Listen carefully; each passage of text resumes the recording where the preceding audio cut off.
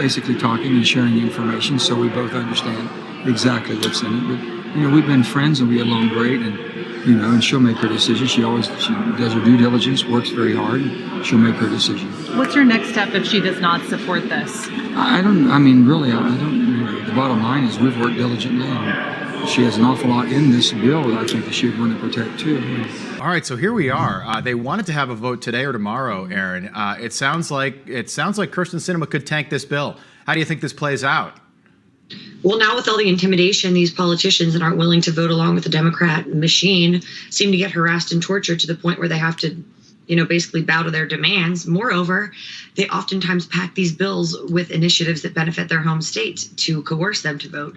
But my question is how is this actually going to reduce inflation? And that's what I think the American people deserve to know. You can't artificially change a situation you created by ridiculous spending. So hopefully we do have people like Manchin and Sinema that will hold their ground, because the American people deserve better, and artificially changing the situation won't work. Yeah, Chris, there are, we've read articles that say this could actually increase inflation. I know that Kyrsten Sinema said she's concerned about, potential increase in taxes. Decline in gas prices in over a decade. Gas prices are now down 86 cents a gallon from their June peak, saving American families with 2 cars on average over $90 a month on gas. It'd be like if they did the same thing with the southern border. So last month we had another record in crossings, an all-time record for the month of, we have the June numbers, and we'll get the July numbers soon, but in June we had an all-time record, over 230,000. So that would be like them being like, okay, we've gotten the numbers down to near an all-time record of 180,000. Gas prices right now today, the national average is $4.13 a gallon. The highest it's ever been before that was 2008, $4.11 a gallon. So we're still above the previous all-time high, and the White House is celebrating like they've done us a favor. Yeah, this is some serious gaslighting per usual from our press secretary and the White House. But this is what they've been doing to us. And again, if you look at what the American people at home, when they're watching, they say to themselves, I remember under President Trump when gas was around $2 a gallon. I'm still having trouble going to the grocery store and these high prices and finding the items that I need. I'm really having trouble putting food on the table and filling my tank and making ends meet. But the White House is celebrating. There's a disconnect for me there. No one believes these people anymore. And that's why Joe Biden's approval ratings are literally the lowest we've seen basically in our nation. I mean, he's one of the worst presidents that we've ever had, because they continue to lie. They lie about the definition of a recession. They lie about what they're doing about gas prices. They lie about the southern border. We just need some truth out of this administration. But I actually would prefer that they didn't turn it around, because I want to see a blowout for the Republicans in November. Yeah, Erin, you have a good point, because a year ago, if we had an issue and the Democrats said something like, well, look what's happening, and they would say something good, I think even the mainstream media would say, look what they're doing. But Americans, as you mentioned, like, the numbers are there. So while we may be saving $90 a month, according to the press secretary, we're still spending more money on food, more money on bills. Interest rates have gone up. The Washington Examiner with an interesting headline this morning after a tweet from Ron DeSantis's press person, Christina Pushaw, who I know that you know as well. I hope I'm pronouncing her last name right. I'm trying to get Ron DeSantis on the show here. But apparently Ron DeSantis is, by the way, I worked in Tampa for 5 years. Ron DeSantis is from Tampa. I have tried for months to get Ron DeSantis on the show. Maybe he's watching now. Christina's been very nice, but we would love to get the governor on the show. Maybe Erin can make it happen. I think he's running for president, and I want all the candidates on Wake Up America, because it's a value add to the viewers. What's this major announcement? So I woke up with you guys this morning, and I saw this at 5:05 a.m. and I said to my friend that sent it to me, what do you think is going to happen? I wish I had an answer for you. I wish I knew what was coming out of Tallahassee. I wish I texted Christina and said, hey, what's this big announcement? I know exactly what you guys know, and I know that's nothing. But the great thing about Ron DeSantis, he's a once-in-a-generation politician, okay? He doesn't read the headlines and then decide what to do. Yeah. He is so smart and so sharp and so instinctual. He makes the news because he just leads with such good instincts. So whatever this announcement is going to be, it's going to be great for Floridians and probably great for the American public, because other governors will likely follow suit. Well, Erin, we have you back at 7, so I bet you Christina's up. So yes. some time. Maybe you can text her. Yeah, text Christina. She's up. I know that. By the way, maybe he's going on The View. Maybe that's the big announcement. Yeah, I doubt it. I don't think he should do that. No, I agree. Why go? They spent the last 2.5 years of COVID calling him a murderer. No, why would you go on a show like that? It's only one They view. love Gavin Newsom because he's so handsome. Yeah, JFK, the new JFK, Gavin Newsom. All right, Erin, Chris, we'll do it again top of the hour. Looking forward to it. Thank you.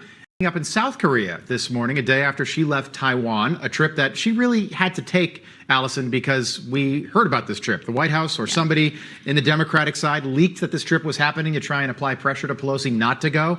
She went because at that point you can't not go, because then you give Xi Jinping in China a huge win. Basically, they say, you can't go, American Congresswoman, to a foreign country. So she had to go. But is it really worth starting World War III over an 82-year-old, likely outgoing Speaker of the House? We're just 96 days away from the midterms.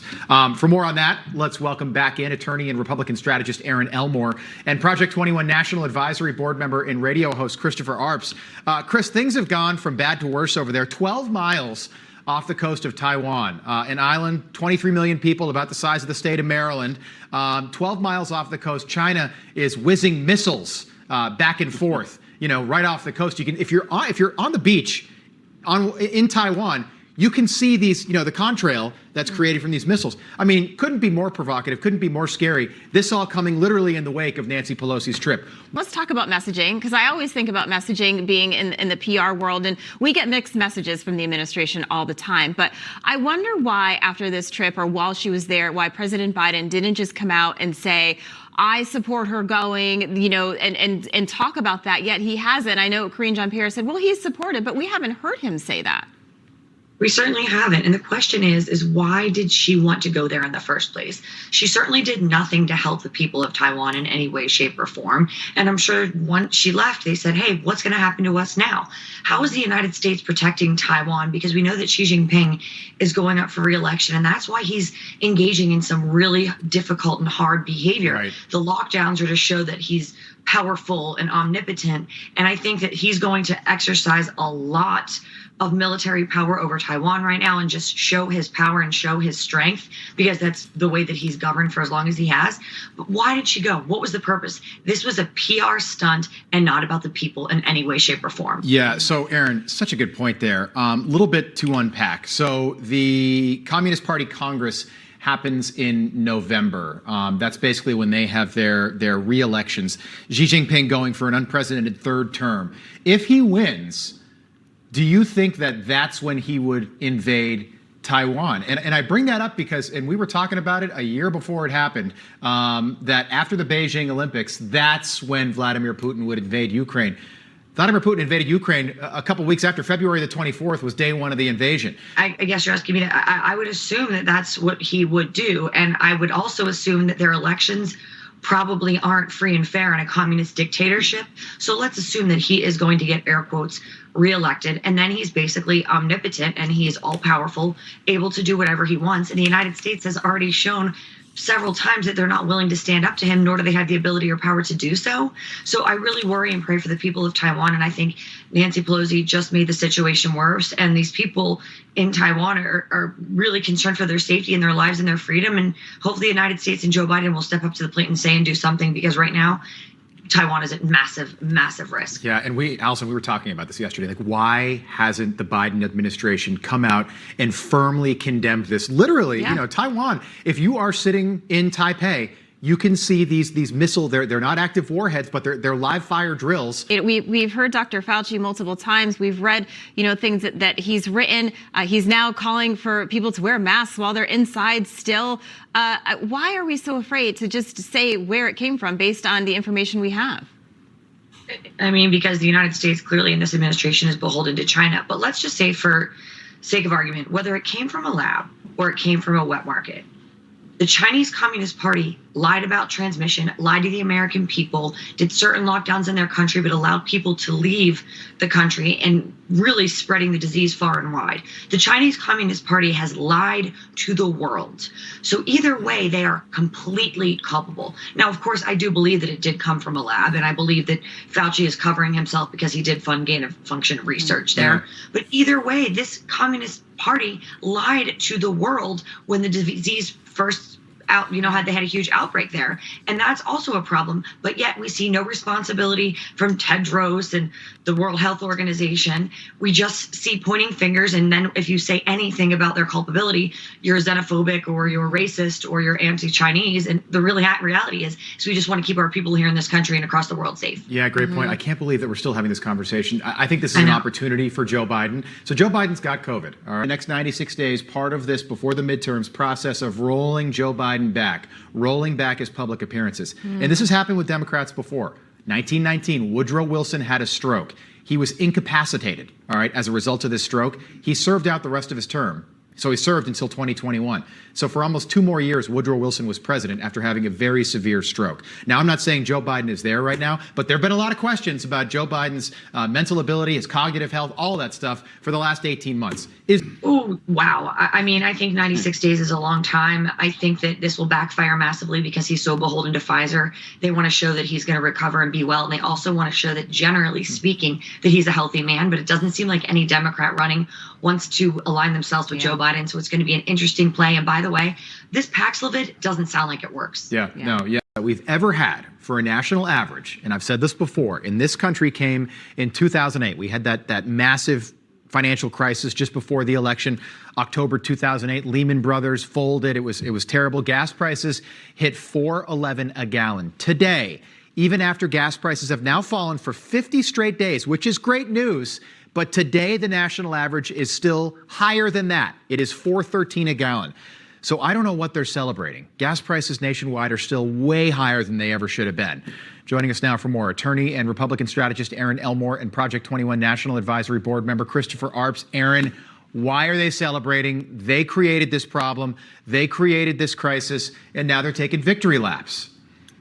The American people no longer believes this administration. It's completely laughable. When we go to the gas station and we see how much more expensive it was, or it is now, than it was a few years ago. We go to the grocery store and see how prices have absolutely skyrocketed and we can't find very essential items. Honestly, no one believes them anymore. They just lie to us constantly. By the way, to pivot a little bit, the Biden administration is rebuilding the border wall, and Karine Jean-Pierre lied about that too. So nothing that she says is honest anymore, and people do feel the pain at the pump. Inflation is real. They start defining words differently to try to talk their way out of a problem, and no one believes them anymore. And that's why I think we're going to have a massive red wave in November. Something needs to change other than changing the definition of inflation or recession. Yeah, Chris, I think it's interesting because the messaging, they're really trying to control this narrative and trying to say, look, things are good, but they're not, as Erin said. And even, you watch some of the mainstream media and before they would defend the administration, but the reality is the numbers are there. We are paying more at the grocery store when we go out to eat, we're paying more our bills, and yet they're failing to address any of those concerns. Here, do we have a soft that they named it the Inflation Reduction Act? Do you just laugh out loud? I mean, do you know how Washington works? But do you see the sort of irony in tacking on another $700 billion with tax increases and spending involved? Redefine what a recession is. They claim the border is closed, but every month we get a new record for illegal crossings that we know about. All of the gas prices were blamed on Vladimir Putin, and now they're calling a bill that's going to spend almost $800 billion, something that's going to reduce inflation, where by all reasonable measures, it looks like the exact opposite. It's actually becoming terrifying how quickly this administration and our legislative branch just keeps spending money that we don't have. This is why inflation is so high. You don't double, triple, and quadruple down when you have a problem that you caused and do more of the same thing by increasing spending. Isn't this the definition of insanity? Doing the same thing over and over and expecting a different result.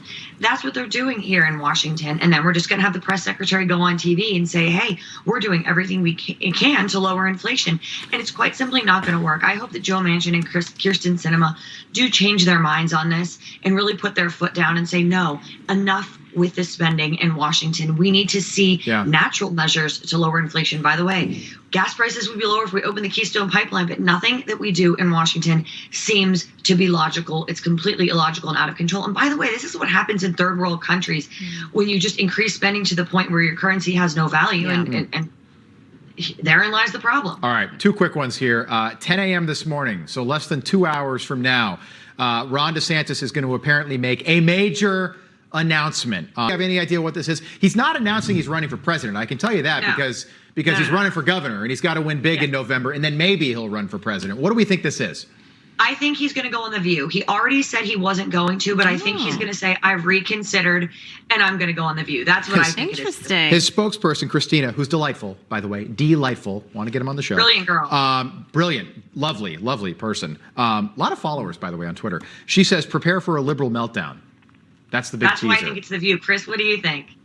I agree with you, Erin. I think he's going on to The View. I couldn't imagine what it would be. I'm not a Florida resident, so I'm not really in depth with the politics there. I know it's too early for him to announce for president, but I think you hit it right there, Erin. You may be onto something. And Christina followed up in a reply to someone's tweet that it wasn't about politics. I'm not quoting her directly, but Intel. By the way, thanks, Erin. I'm not quoting her directly. Spoiler alert, they're going to change the name of The View to The Single View, the only view, because it's not multiple views. Right. Erin and Chris, I do want to get to this. I'm not sure if you remember Alex Jones. So he was a conspiracy theorist who said that the shooting at Sandy Hook didn't happen. Take a listen. There was a defamation testimony yesterday. Take a listen to this. I wanted you to know that I am a mother first and foremost, and I know that you're a father, and my son existed. I think it's really sad because obviously Sandy Hook was real, and obviously Alex Jones just tarnished his reputation and harmed so many families, because there is good work that Alex Jones has done. Yes, many of them are conspiracy theories, but when you peel back the layers, all this is doing by him having said these things is tarnish his reputation and make him look terribly bad. And I think he's going to get hit where it hurts, and that's his wallet. Very good points. Yeah, he's looking at that $150 million there. So that plays a role in this whole thing. But he finally admitted that, yes, it did happen. Keep an eye on Ron DeSantis. Again, hour and 50 minutes from now.